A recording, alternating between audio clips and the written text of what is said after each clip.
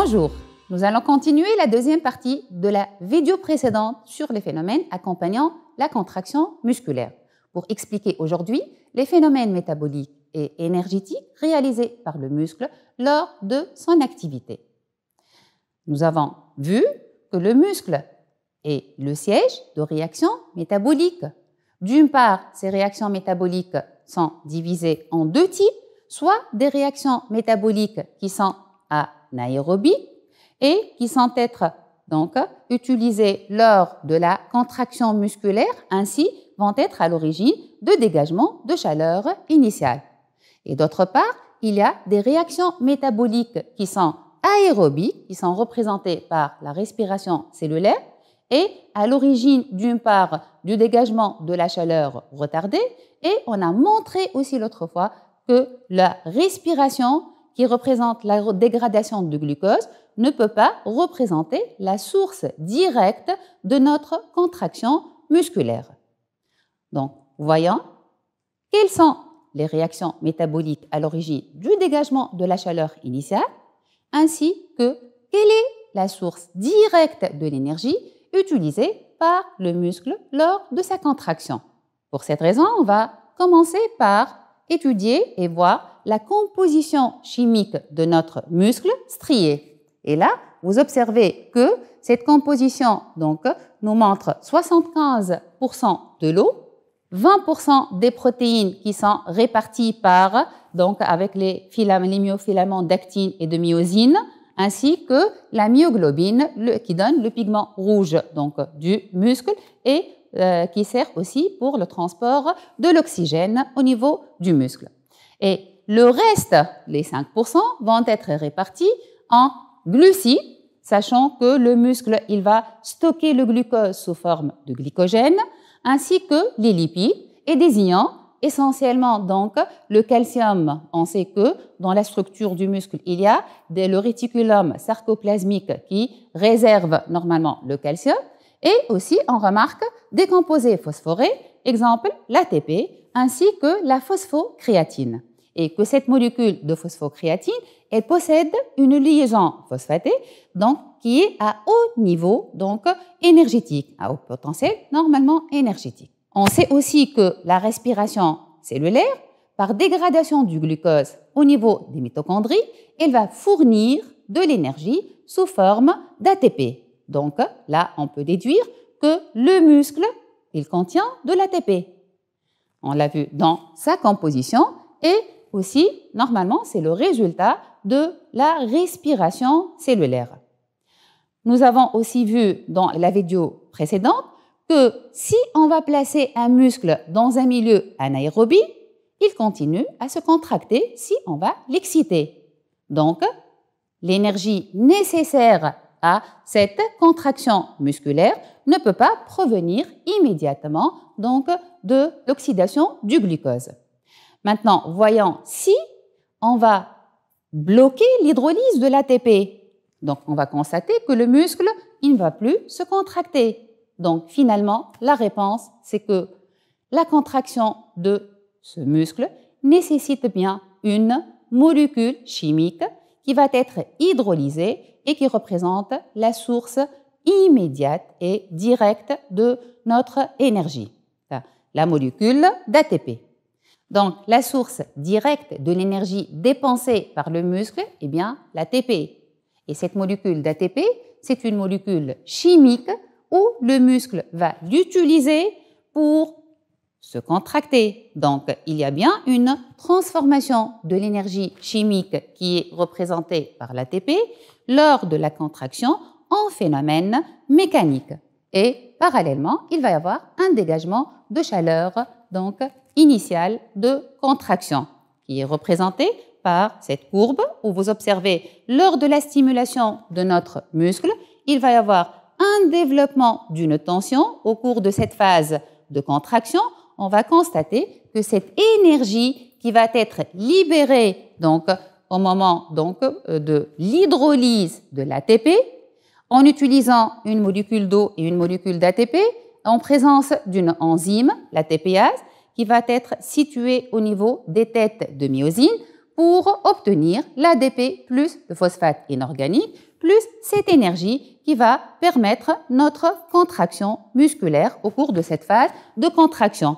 Et parallèlement, il va y avoir un dégagement d'une énergie sous forme de chaleur initiale de contraction. Voyons maintenant la concentration de notre ATP dans le muscle ainsi que la quantité d'énergie qui va correspondre à cette concentration, qui va être représentée par environ 4 à 6 millimoles par kilogramme de muscle et qui va fournir une quantité d'énergie de 0,17 à 0,25 donc kilojoules. La conclusion que les réserves des cellules musculaires sont faibles en ATP. Et la question, que doit-il faire ce muscle lorsqu'il va effectuer des efforts qui sont intenses? Exemple là, on a lors de la réalisation de quelques exercices, exemple dans le cas d'une course de 100 mètres, on a besoin donc de 4,4 kJ par kilogramme de muscle. Pour réaliser une marche, en 1 minute, on dépense 0,31 kJ par kilogramme. Donc, vous voyez bien que ces valeurs dépassent bien les valeurs qui sont stockées au niveau du muscle. Et par conséquent, à ce moment-là, on va dire que le muscle, il doit renouveler donc son stock en ATP. Alors, par quelle voie se fait cette régénération des molécules d'ATP? Là, on va essayer de voir des concentrations des molécules chimiques qui se trouvent dans le muscle et voir l'évolution de la concentration de ces molécules donc lors de l'effort physique, en comparant la concentration avant la contraction du muscle et après la contraction du muscle. Et vous voyez ici, d'après les données donc, de ce tableau, on remarque que pour le glycogène de 1,08 g par kilogramme, après la contraction, il y a eu une valeur, donc une diminution, ça veut dire la valeur passe à 0,8 g par kilogramme. Donc les réserves donc, en glycogène vont diminuer. Donc passant à la consommation d'oxygène, vous constatez que avant la contraction, elle est faible. Par contre, après la contraction, elle va être importante. Donc, même pour l'oxygène consommé, il a augmenté. Maintenant, pour l'ATP, vous remarquez que la valeur avant la contraction et après la contraction, elle est stable. De même pour les phosphocréatines. Donc, on va dire que ces valeurs vont être maintenues stables. Donc, il y a eu probablement une régénération. Donc, logiquement de l'ATP, mais concernant la phosphocréatine, on peut supposer soit le muscle n'utilise pas cette voie pour régénérer l'ATP, soit ça va représenter une autre voie donc de régénération. Et parallèlement aussi, on remarque que dans l'évolution de ces molécules, il y a une augmentation de la concentration donc de l'acide lactique qui va apparaître dans le muscle. Donc, et là, on remarque que il y a bien une utilisation du glycogène avec l'oxygène. Donc, ça va représenter la fonction respiratoire. Et avec le glycogène ainsi que l'apparition de l'acide lactique, donc on va parler de la fermentation lactique. Et on a dit probablement que cette phosphocréatine peut être donc une voie de régénération possible pour le muscle, normalement en ATP. Alors vérifions ceci. Prenons comme exemple là un exercice musculaire de courte durée. Et on va essayer de mesurer au cours de cet exercice, d'une part la concentration en ATP ainsi qu'en phosphocréatine, et d'autre part aussi, on va voir l'apparition de l'acide lactique dans le milieu, on va mesurer la concentration. Et ceci au cours de l'échauffement, ainsi qu'au cours d'une course de 100 mètres pendant 10 secondes. Alors, qu'est-ce qu'on remarque? Alors, on va remarquer que, comme vous voyez, au cours de l'échauffement, normalement, la concentration là de la phosphocréatine, elle diminue brusquement. Donc, la quantité de l'ATP, donc presque normalement constante, c'est une légère diminution. Et aussi, donc, la variation de l'acide lactique, elle est négligeable. Mais au cours donc, de l'effort, pendant les 10 secondes, on remarque que la phosphocréatine, elle continue à diminuer, mais l'ATP, toujours, elle est maintenue constante et il y a augmentation de l'acide lactique. Donc, on va dire que notre muscle, là, lorsqu'il réalise des efforts qui sont de courte durée, il va utiliser essentiellement les voies qui sont dites métaboliques anaérobies. Ça veut dire qu'il n'a pas utilisé l'oxygène et qui sont représentées par l'hydrolyse ou bien la dégradation de notre phosphocréatine ainsi que la fermentation lactique.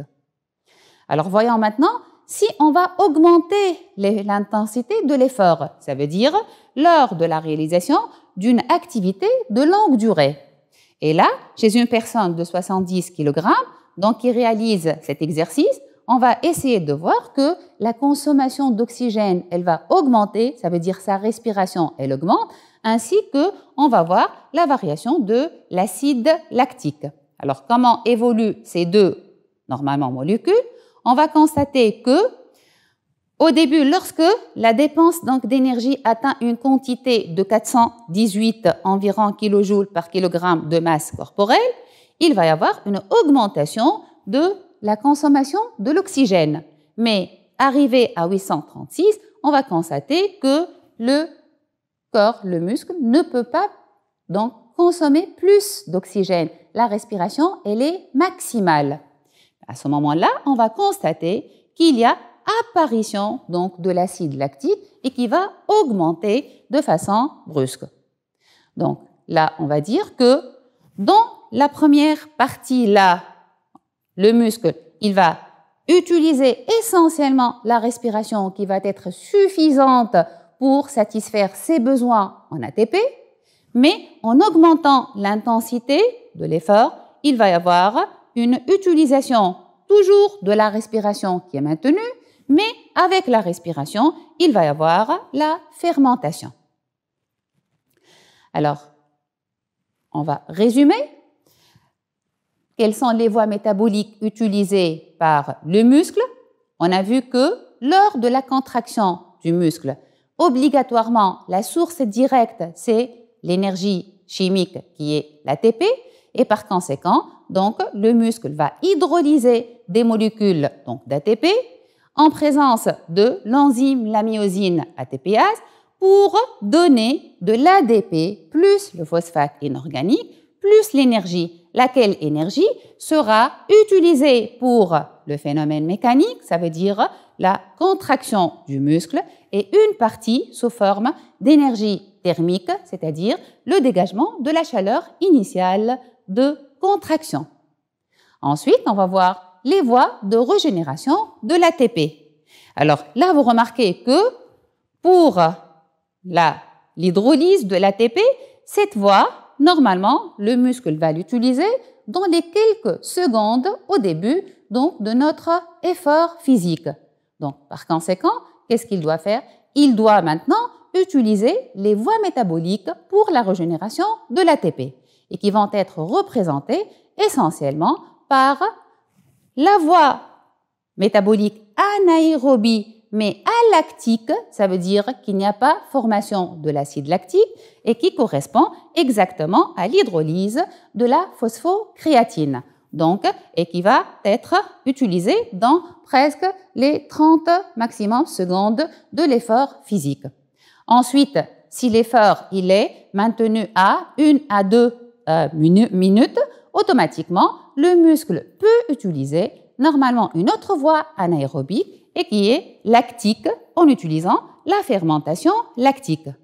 Par la suite, pour entretenir donc un effort intense et de longue durée, le muscle, il a besoin essentiellement donc de l'oxygène. Et là, c'est l'augmentation de la respiration cellulaire, c'est elle qui va donc satisfaire les besoins du muscle. Et donc logiquement, on a vu que si l'effort il est intense et il continue, donc toujours, il y a une saturation de la consommation d'oxygène, à ce moment-là, il va y avoir aussi l'intervention de la fermentation lactique avec cette respiration cellulaire.